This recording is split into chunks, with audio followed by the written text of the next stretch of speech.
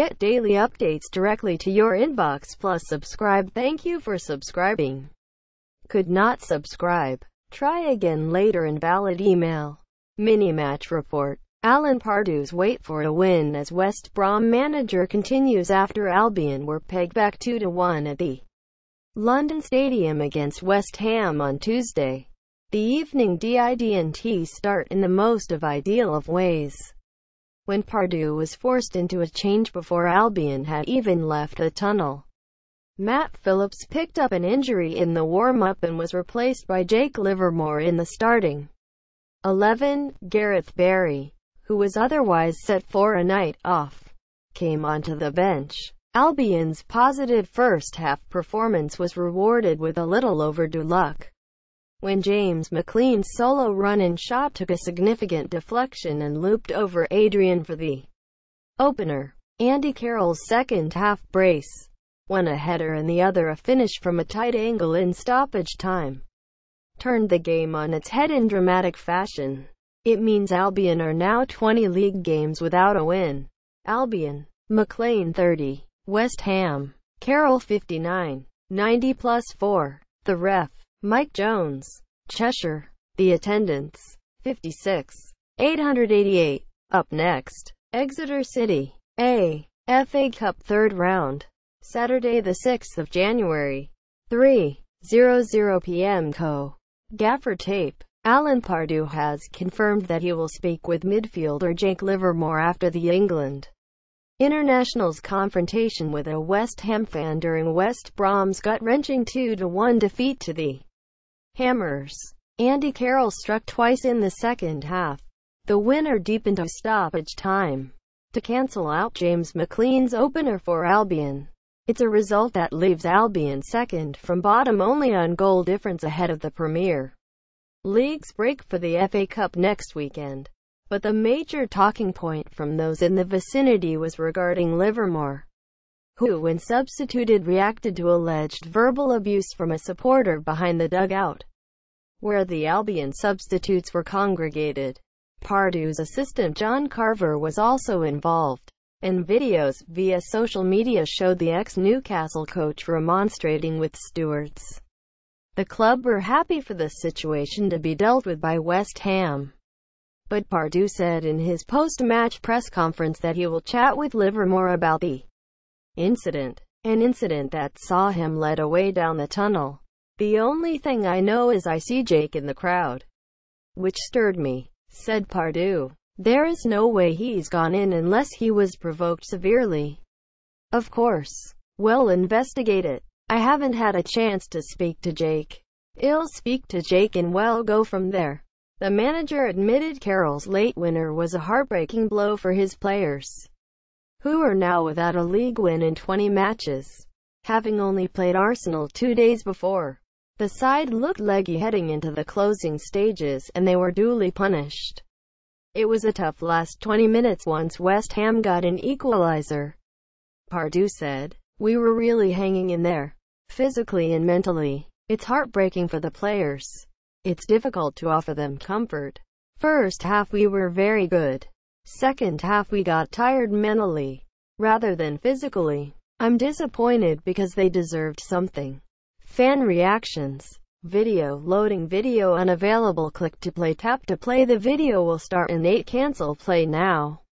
Player ratings.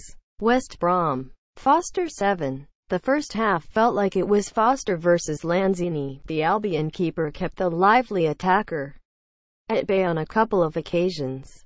One in particular was a fine low save. Should the keeper have stayed on his feet for Carroll's second goal, he couldn't have done anything about the first. Dawson 7. An accomplished display at right back once again from Dawson, who is now back a firm choice in the starting 11 under Pardew.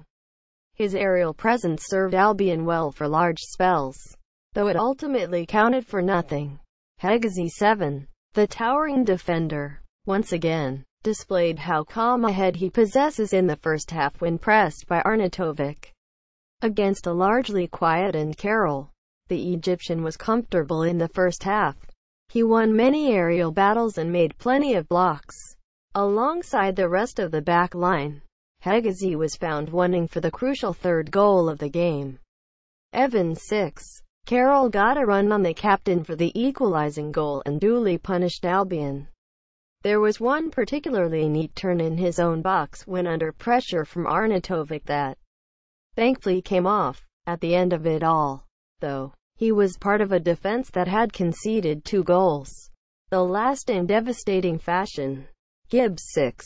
Another very decent display from the left back until the last few minutes, when Carroll popped up at the back post. Enjoyed getting forward and was involved in some neat build-ups. See the rest of the ratings here. Explained. Why West Brom have recalled Jonathan Lecco from his Bristol City loan spell. Alan Pardew will run the rule over Jonathan Lecco as he explores every avenue to attempt to steer the Baggies to safety. Bristol City boss Lee Johnson has confirmed Lecco, 18, has been recalled to the Hawthorns his championship loan spell.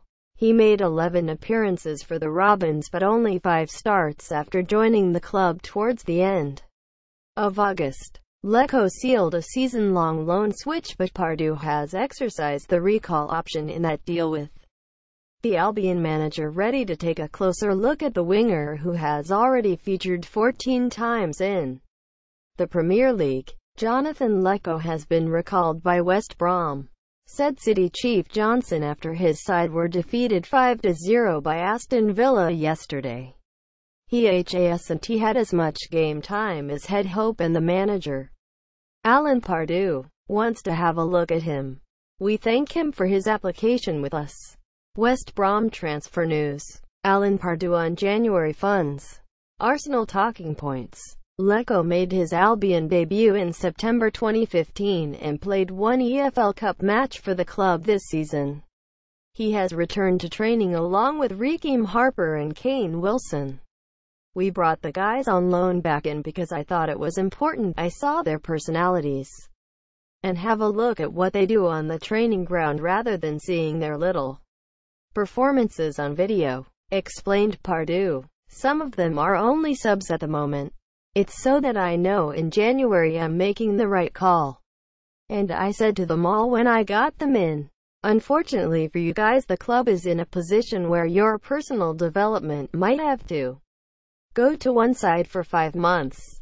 Not completely, because we're going to develop them here.